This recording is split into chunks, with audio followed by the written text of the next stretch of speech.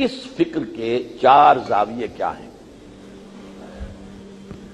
سب سے پہلا زاویہ یہ اس کی کرولریز ہیں. اب فکر اگر واضح ہو جائے تو اس کی کرولریز ہیں جو آپ کے سامنے آئیں گے.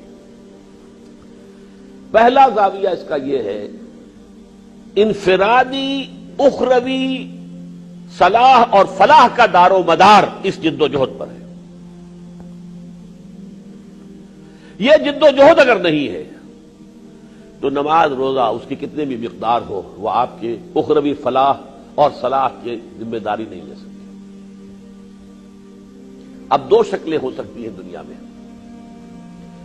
یا تو آپ رہ رہے ہیں اس کیفیت میں کہ اسلام کا غلبہ ہے، خلافت کا نظام ہے، اسلامی حکومت ہے، آپ اس کے ایک شہری ہیں، جو کہ اس وقت نہیں ہے لیکن خلافت راشدہ میں تو تھا. اب بھی امکان ہے، ہوگا انشاءاللہ، یقیناً ہوگا. اگر یہ کیفیت ہو، گویا کہ یہاں پر تو اللہ کا کلمہ اونچا کیا جا چکا، لِتَكُونَ كَلِمَةُ اللَّهِ هِيَ الْعُلْيَا، لیکن اب بقیہ دنیا میں اس کو پھیلانا ہے، اس کی توسیع ہے. جیسے حضور نے 22-23 برس کی محنت سے جزیرہ نما عرب میں جاء الحق وزهق الباطل ان الباطل كان زهوقا ہو گیا، وہاں تکمیل ہو گئی ہے، اللہ کا نور مکمل ہو گیا ہے، کوئی شک نہیں. لیکن ابھی تو یہ تو چھوٹا سا خطہ ہے نا روئے زمین کا، ابھی اسے پھیلانا ہے شرقاً غرباً. لیکن اس کی ذمہ داری اب ہوگی حکومت کے نظام کی. افراد پر سے وہ ذمہ داری اٹھ کر اور حکومت میں آ گئی ہے. حکومت جو کچھ عوام سے ڈیمانڈ کرے گی وہ پورا کر دیجئے، تو باقی آپ بری ذمہ ہو گئے.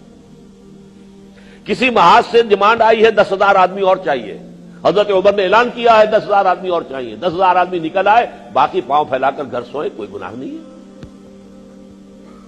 فرض کفایہ بن گیا یہ. کیوں؟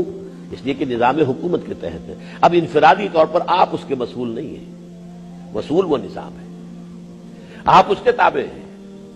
کسی میں مطالبہ کرتے ہیں بھائی جو کچھ لا سکتے ہو لے آؤ، لے آئیے، جو کچھ آپ کے پاس ہے آگے رکھ دیجیے، کامیاب ہو جائیں گے. تو جو تقاضا اس حکومت کی طرف سے آئے وہ آپ نے پورا کر دیا تو آپ اس کے بعد بری ذمہ ہو گئے، کوئی اور مزید ذمہ داری آپ پر نہیں ہے. لیکن اگر جیسا کہ اس وقت ہے وہ نظام تو قائم نہیں ہے، اس کے برعکس باطل نظام ہے، طاغوت ہے، کفر ہے، اس کی شیڈز مختلف ہوں گی. کہیں تو سرے سے جو ہے ایک سیکولر نظام، بدترین سیکولر نظام، وہ تو جیسے ترکی میں ہے بدترین، وہاں تو اسلام کا نام لینا بھی حرام، اسلام کے لیے جماعت بنانا حرام مطلقاً، عورتوں کے لیے سر ڈھانپنا حرام مطلقاً، برقع تو بڑی دور کی شے ہے، وہ تو ایک انتہائی سمجھیے بہت دور کی بات ہے. کہیں یہ ہے کہ بہرحال انفرادی معاملات کے اندر مذہب کی پوری آزادی ہے، سعودی عرب میں ہے مذہب پورا آزاد ہے، لیکن اوپر نظام بادشاہت کا ہے، ملوکیت کا ہے. آپ اعتراض نہیں کر سکتے اگر بلینز آف ڈالرز کا ایک ایک محل وہ بنائیں. آپ کون ہوتے ہیں؟ جو اصل میں عوام کی دولت ہے، تیل کی دولت، انہوں نے اپنی ذاتی جاگیر بنا رکھی ہے، نظام نہیں. ایک ہمارا معاملہ ہے دستوری اعتبار سے پورا اسلام ہم نے لکھ دیا اپنے دستور میں، قرارداد مقاصد بھی آ گئی اور دفعہ 227 بھی آ گئی اور فیڈرل شریعت کورٹ بھی قائم ہو گئی، لیکن عملاً غیر مؤثر. تو یہ مختلف شیڈز ہوں گے اس میں. ایک شیڈ ہے بھارت کا، وہاں کم سے کم یہ ہے کہ ان کے فیملی لاز ابھی انٹیکٹ ہیں مسلمانوں کے. ایک امریکہ میں ہے، وہاں وہ بھی نہیں ہے. باقی پولیٹیکل سوشل اکنامک سسٹم وہ تو ان کا اپنا ہے ہی، لیکن یہ کہ آپ کے فیملی لاز بھی وہاں پر کتاب میں لکھے ہوئے ہیں، اور یا آپ قرآن میں پڑھ لیجئے، تلاوت کر کے ثواب لے لیجئے، باقی ان کا کہیں کوئی عمل دخل نہیں ہوگا. اب اگر ایک شخص اس ماحول میں رہنے پر مجبور ہے تو سمجھیے کہ اس کا اولین فریضہ، میں لفظ زور دے کر اولین کہہ رہا ہوں، سب سے پہلا ایک تصور ہمارے ہاں ہے روز محشر کے جان گداز بود، اولی پرسش نماز بود. یہ تصور اس مذہب کی دنیا کا تصور ہے، اس لیے کہ اس سے ایک جب اسلام قائم ہو گیا تھا، اس کی ایک حکومت بن گئی تھی، اس کے بعد درجہ بدرجہ نیچے گئے ہیں، تو دین کا تصور پس منظر میں چلا جاتا رہا اور رفتہ رفتہ مذہب کا تصور اجاگر ہو گیا. ظاہر بات ہے مذہب میں تو سب سے پہلا حساب کتاب نماز کا ہے، عماد الدین بھی ہے یہ، اور یہ بندہ مومن کے لیے معراج بھی ہے. یہاں میں اس کے تقابل میں کہہ رہا ہوں اولین فریضہ اہم ترین فریضہ اس نظام کو بدلنے کی جد و جہد. یہ کرو گے نماز پڑھو گے نور علی نور واستعینوا بالصبر والصلاۃ، یہ نماز آپ کو سپورٹ کرے گی اس جد و جہد کے لیے. یہ کرو گے روزہ رکھو گے نور علی نور، یہ آپ کو اپنے نفس کے اوپر قابو دلا دے گی تاکہ آپ بھوک کی سختی کو جھیل سکیں. آپ ذرا غور تو کیجئے کہ سورہ بقرہ میں جہاں صوم کے احکام آئے ہیں اس کے فوراً بعد قتال فی سبیل اللہ کے احکام آ گئے. 23واں رکوع ہے احکام اور حکمت صوم پر، اور 24ویں رکوع میں قاتلوا فی سبیل اللہ الذین یقاتلونکم.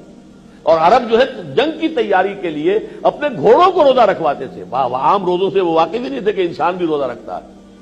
یہاں فرمایا گیا اب تم بھی روزہ رکھو تاکہ تیار ہو جاؤ، اب قتال کا مرحلہ شروع ہونے والا ہے. یہ ساری چیزیں اس کے لیے سپورٹ ہے، یہ اس کے لیے سہارا بنتی ہے، یہ اس کے لیے آپ کو قوت فراہم کرتی ہے.